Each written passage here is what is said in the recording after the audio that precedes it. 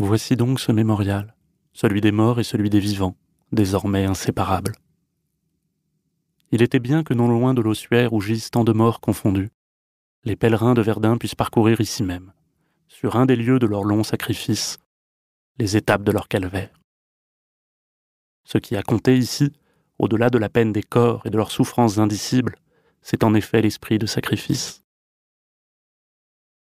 Voici les chants des hommes perdus, abandonnés, accrochés aux lèvres des trous d'obus, sans contact à droite et à gauche, sans liaison avec l'artillerie, sans tranchées pour s'abriter.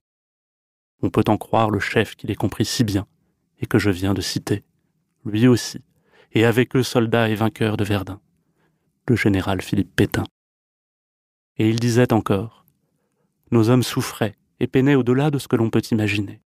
Ils accomplissaient leur devoir avec simplicité, sans forfanterie, et, par là, ils touchaient au sublime. » Ainsi s'explique leur fierté, si souvent méconnue et parfois, hélas, décriée. Dans l'occasion présente, des anciens de Verdun ont voulu m'envoyer des relations écrites de leur passage en pleine fournaise. Et, les lisant entre les lignes, j'avais le sentiment que ce sergent, ce jeune sous-lieutenant, pensait dans leur fort intérieur. Ce jour-là, à cette heure-là, c'est moi qui ai sauvé Verdun. Loin d'en sourire, je les comprenais. Car c'était là, sans forfanterie, pour reprendre le mot de leur chef, la vérité. La force morale d'une armée, sa constance dans l'épreuve du combat, que serait-elle, faute du courage de chacun? Monsieur le ministre, mesdames, messieurs, ceux qui sont là autour de moi, devenus à présent de vieux hommes, restent aussi des survivants. Ce que cela veut dire? En cet instant, je vois encore des plaies qui saignent, de jeunes corps qui agonisent. J'entends encore dans la nuit pluvieuse leurs plaintes, leurs voix qui crient mon nom, qui m'appellent, car je les aimais bien, et ils me le rendaient.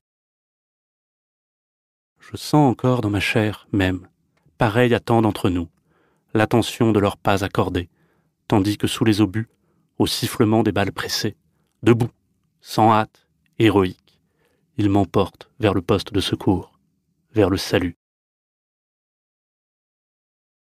Ce mémorial, pour vous, les anciens, c'est aussi cela, n'est-il pas vrai?